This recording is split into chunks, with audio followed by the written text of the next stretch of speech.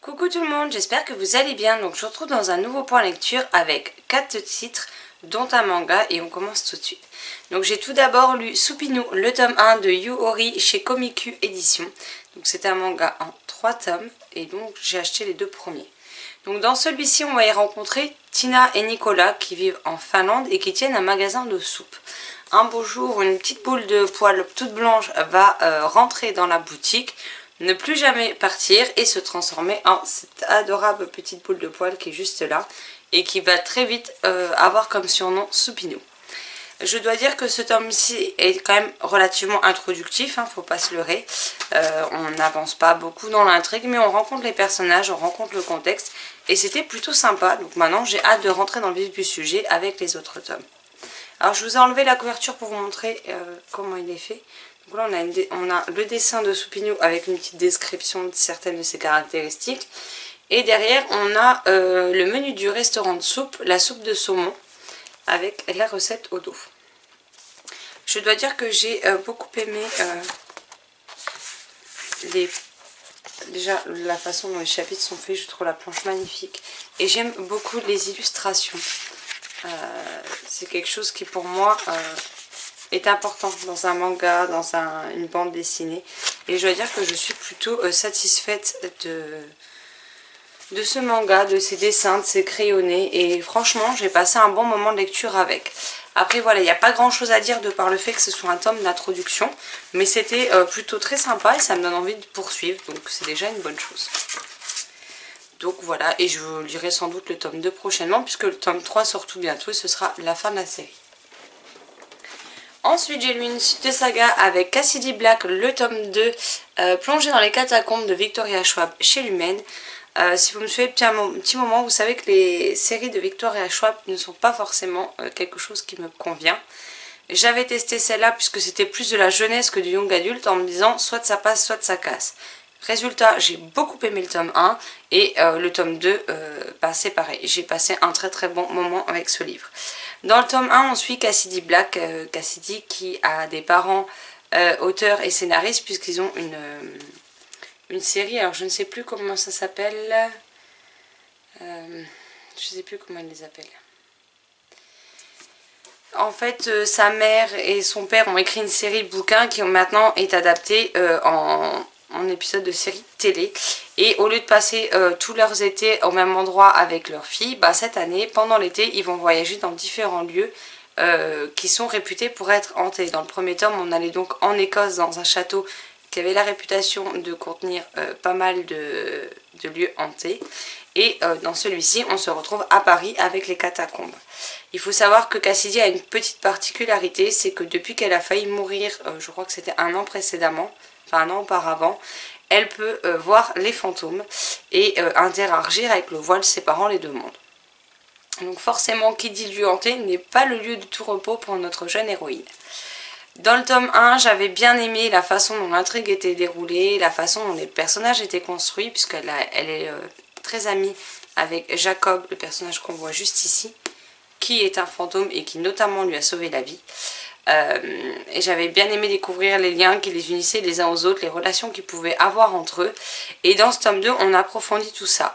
Au niveau de la quête des fantômes, des lieux hantés, etc., je trouve qu'on monte clairement d'un cran, puisque ce tome-ci est quand même beaucoup plus sombre. Il se passe des choses quand même beaucoup plus difficiles à accepter, beaucoup plus difficiles pour notre petit cœur de lecteur. Parce que là, elle va faire la rencontre d'un fantôme, et franchement, son histoire m'a brisé le cœur. Donc voilà. Mais c'était vraiment chouette. On en découvre plus sur la manière dont fonctionnent les choses. On en apprend plus sur Jacob. On découvre donc de nouveaux personnages. On voit un peu plus la relation qu'elle a avec ses parents, puisque ses parents, du coup, ne sont pas absents du roman. Il y a des passages où ils ne sont pas présents, certes, mais ils sont toujours là en fait. Et ça aussi c'est quelque chose que j'ai grandement apprécié. Enfin bref, si vous n'avez pas compris, c'est une saga que j'adore et que je vous recommande chaudement. J'attends maintenant avec impatience le tome 3 qui, je pense, est le dernier. On continue avec les suites de séries puisqu'avec Maud de la chaîne Délivre une fille, nous avons lu d'année le tome 2 Vertige de Lorraine Kate chez Bayard Jeunesse. Donc dans le premier tome, on découvre notre héroïne, donc Luce. Luce qui après un terrible accident dont on ne sait pas vraiment comment les choses se sont déroulées et qu'est-ce qui a bien pu se passer, est envoyée dans un lycée pour adolescents à problème, on va dire ça comme ça. Elle va rencontrer des personnalités très différentes les unes des autres.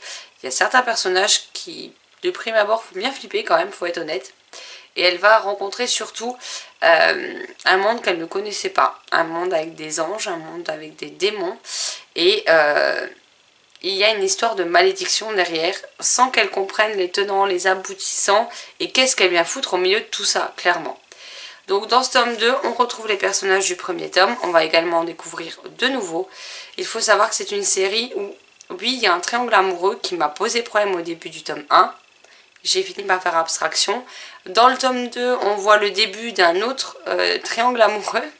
Alors, un des deux garçons est toujours le même, mais pas le second. Alors, cette redondance du triangle amoureux est un peu énervante pour quelqu'un qui n'aime pas ça comme moi. Maintenant, il faut savoir que les personnages, je les trouve hyper attachants. J'aime beaucoup Luce, j'aime beaucoup Daniel et d'autres personnages. Il y en a d'autres que je ne supporte pas. Et j'aime beaucoup la mythologie mise en place par l'autrice. Parce que oui, on a des anges, on a des démons, mais on a une façon de nous raconter tout ça que j'aime particulièrement. Et c'est ce qui fait que je suis complètement accro à cette série. C'est une série qui date, hein, parce que le premier tome est sorti il y a 10 ans. Donc clairement, elle n'est pas récente.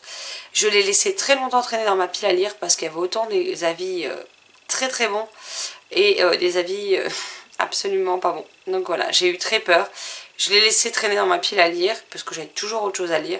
Et au final, je regrette d'avoir attendu aussi longtemps parce que je passe vraiment un très chouette moment avec. Et voilà, si vous voulez une histoire avec des anges, avec des démons, donc déjà qui change un peu de ce qu'on a l'habitude de lire, et avec une mythologie propre à l'univers, avec des tomes qui sont toujours de plus en plus intrigants, mystérieux, de plus en plus sombres, parce qu'il se passe des choses de moins en moins cool, faut être honnête. Et en tout cas, voilà, c'est vraiment quelque chose qui change. Alors oui, il y a ce côté triangle amoureux, qui peut être chiant, qui peut être lourd par moments. Mais en dehors de ça, si vous accrochez au reste, je pense que vous ferez comme moi et que vous pourrez laisser ce triangle amoureux de côté. Surtout qu'il est quand même moins présent dans ce tome 2 qu'il n'a pu l'être, je vais y arriver, au début du tome 1. Donc voilà, si vous ne connaissez pas, je vous le recommande, c'est une série en 5 tomes. Et il y a un tome intermédiaire qui est le tome 3.5, je ne sais plus, je crois que c'est Amour d'année que ça s'appelle, quelque chose comme ça. Donc voilà, mais en tout cas, avec Maud, normalement, au moment où vous verrez ce point lecture, on est le jour, ou la veille du jour où on commence le tome 3 qui s'intitule Passion, que je vous montre puisqu'il est juste là, je l'ai laissé de côté. Donc voilà, en tout cas, j'ai hâte de poursuivre et de connaître le fin mot de cette histoire. Et surtout, de voir si ma théorie, la théorie sur laquelle j'ai échangé avec Maud est bien la bonne ou pas. Ce serait peut-être une mauvaise surprise, je serais peut-être complètement à côté, mais je suis curieuse d'avoir ma réponse en tout cas. Et on termine cette vidéo sur un énorme coup de cœur. Alors c'est une lecture commune avec Maud de la chaîne, encore une fois, des livres une fille, et avec Marilyn du blog Summary's Books. Alors, en général, on n'est pas forcément toujours d'accord sur notre ressenti par rapport au livre. On n'aime pas forcément toutes la même chose. Souvent, les coups de cœur de Maud sont des flops pour moi et inversement. Et pour une fois, ce livre nous a toutes les trois mis d'accord. C'est un gros coup de cœur. Et avec Maud, on se sent très vide, très seul en fait, depuis qu'on a terminé ce livre. Alors je sais pas si Marilyn a exactement le même ressenti, mais limite avec Maud, c'est peut-être bête, hein, mais on se sent délaissée, orpheline depuis qu'on l'a fini. On était vraiment dans un univers où on y était tellement bien, comme le dit Marilyn, on était tellement bien dedans qu'on n'avait pas envie que ça s'arrête. Pourtant, je peux vous garantir que c'est une petite pavasse de presque 600 pages quand même. Et donc il s'agit tout simplement de Sorcery of Thorns de Margaret Rogerson chez Brajlon dans leur collection Bing Bang. Depuis que je suis partenaire avec Brajlon Bing Bang, j'ai eu la chance de découvrir Les Faucons de Ravera, qui est un gros coup de cœur pour moi. Et j'avais tellement envie de retrouver un univers de fantasy qui me plairait autant. Et clairement, c'est celui-ci. J'ai été autant captivée que par Les Faucons de Ravera. L'avantage c'est que celui-ci fait presque 600 pages, mais c'est un one-shot. Et c'est un gros coup de cœur. Donc si Brajlon continue à nous faire de la fantasy comme Les Faucons de Ravera ou celui-ci, je signe tout de suite quoi. Et si je ne l'ai pas en SP, c'est pas grave, j'irai les acheter. Hein. Ça, il n'y a pas de souci là-dessus. Mais ce livre, c'est juste une pépite. Donc dans ce livre, on y suit Elisabeth. Elisabeth a été abandonnée alors qu'elle était toute petite. Elle a été recueillie par la directrice d'une des bibliothèques du royaume d'Ostermer, je ne sais pas comment ça se prononce. Et elle a donc passé sa vie entourée des livres. Alors vous allez me dire, oui, comme nous. Mais nous, on a des livres normaux autour de nous. Elisabeth, elle, est entourée de grimoires. Grimoires qui sont classés selon un niveau de dangerosité, qui va du niveau 1 pour les plus faibles, au niveau 10 pour les livres, les grimoires vraiment dangereux. Ils contiennent des formules magiques. Et dans certains cas, ils peuvent être transformés en maléfiques. Et croyez-moi que les maléfiques, vous n'avez aucune envie d'en rencontrer un. Le premier que nous on rencontre dans ce tome, c'est un livre où on a arraché les yeux de personnes vivantes. Et on les a mixés avec le livre pour en faire un grimoire. On a écrit des formules en différents langages. Et croyez-moi que quand il se transforme en maléfique, que vous avez tous les yeux qui se braquent sur vous, qui sont animés, qui vous regardent, qui vous pourchassent et qui veulent vous tuer, ça ne fait pas trop rêver, hein, qu'on est bien d'accord. Je préfère mes livres inanimés, ça me va très bien comme ça. Donc voilà un peu le contexte dans lequel on va découvrir Elisabeth et l'univers. Malheureusement, il va se passer un drame à la bibliothèque, parce qu'il y a 6 grandes bibliothèques, je crois, dans le royaume. Dans la bibliothèque où a vécu Elisabeth toute sa vie. Elle va être accusée à tort de ce qui s'y est passé. Et donc, on va suivre toute son aventure. Tout ce qui va se dérouler pour elle. Est-ce qu'elle va réussir à s'en sortir? Est-ce qu'elle va payer le prix de quelque chose dont elle n'est pas responsable? Puisque ça, on le sait assez rapidement que c'est pas elle la fautive, en fait. Il y a aussi pas mal d'interrogations. Pas mal de mystères sur lesquels on a envie que ce soit éclairci. Et donc, les pages se tournent les unes derrière les autres. Mais avec une facilité déconcertante. Il faut savoir qu'il y a des sorciers, des magistères, dans cet univers, mais que voilà, ils n'ont pas le droit d'utiliser leur pleine puissance des pouvoirs, ils n'ont pas le droit d'utiliser les grimoires qui sont dans les bibliothèques. Et il y a vraiment tout un monde avec cette magie, avec la sorcellerie, avec les grimoires, avec les capacités de chacun. On a des démons aussi qui viennent à un moment donné dans l'histoire, je vous laisserai découvrir comment. Mais la mythologie et l'univers créé par l'autrice est juste totalement dingue, totalement captivant, intriguant, immersif, tout ce que vous voulez, addictif. On devait le lire en 6 jours, on l'a fini en 4 jours. Et encore, hein, c'est parce qu'à la base, moi j'étais en retard. Hein. Donc je pense que si j'avais pas été en retard dès le début, où j'avais que 50 pages de lu, parce que j'étais fatiguée, que je m'endormais très tôt le soir, je pense qu'il aurait même pu être torché plus vite. Hein. Mais bon, au moins on aura pris le temps de le savourer. Ces pages, je ne les ai pas vues défiler. Dès qu'on terminait une partie, on en parlait, on n'avait qu'une envie, c'était de se jeter sur la suite. C'est d'ailleurs ce qu'on a fait les 2 derniers jours, hein, soyons honnêtes. Mais voilà, les personnages sont hyper attachants. On a des méchants qui sont de vrais méchants. On a des personnages gentils mais qui ne sont pas pour autant naïfs ou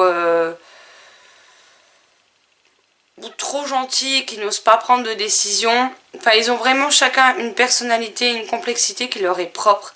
Et je ne sais pas quoi vous dire de plus. Ce livre est un énorme coup de cœur, clairement. J'étais tellement bien dans l'univers que je n'avais vraiment pas envie de le quitter. Je vous dis, j'ai une sensation de vide depuis que je l'ai terminé il y a 2 jours. Je passe mon temps, dès que j'ai 5 minutes où j'ai l'esprit qui peut divaguer, je replonge dans cet univers.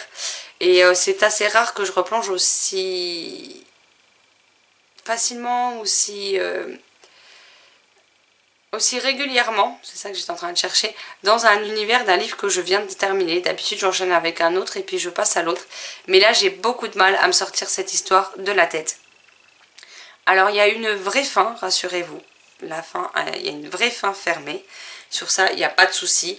Maintenant, il y a un petit élément ou deux qui pourrait permettre à l'autrice, si elle le souhaitait, de retourner dans l'univers. Soit avec éventuellement les mêmes personnages, soit avec d'autres. Alors je ne pense clairement pas que ce soit prévu, hein, puisqu'on a une vraie histoire avec un vrai début et une vraie fin. C'est juste que mon petit cœur de lectrice qui a tellement aimé ce livre aimerait tellement que l'autrice nous fasse un second livre dans cet univers.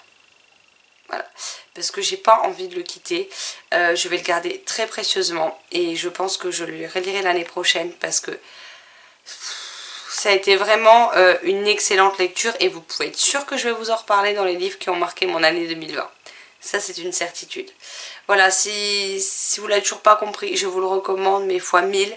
Laissez-vous tenter, laissez-vous embarquer par Elisabeth, par le Magister Thorn et par tout cet univers parce que c'est vraiment très intéressant et c'était juste génialissime. Donc voilà. Si Maud n'a encore pas mis, ce sera un point lecture de dimanche, donc la vidéo n'est pas encore en ligne. Marilyn, je ne pense pas qu'elle ait déjà mis sa chronique. Mais en tout cas, j'éditerai le point lecture, j'éditerai la barre d'infos quand les filles auront posté leur avis pour que vous puissiez aller découvrir également le leur. Vu qu'on a fait la lecture commune ensemble, ça vous permettra de découvrir les avis des filles et non pas que le mien. Mais voilà, enfin, je vous le recommande très très très très très très chaudement. Voilà, ce point lecture est à présent terminé, j'espère qu'il vous aura plu. J'ai passé un très bon moment de lecture avec chacun de ces titres, mais c'est vrai que Sorcery of Thorn vient de prendre une place toute particulière dans mon cœur et je le garde très précieusement celui-ci. Voilà, n'hésitez pas à me dire si je vous ai donné envie de découvrir certains de ces titres, s'il y en a certains que vous avez déjà... S'il y en a certains que vous avez déjà lus, ce que vous en avez pensé, et comme d'habitude, je me ferai une joie de vous répondre dans les commentaires. Sur ce, je vous souhaite un excellent mercredi, de très belles lectures et je vous dis à très vite dans une prochaine vidéo. Bye bye.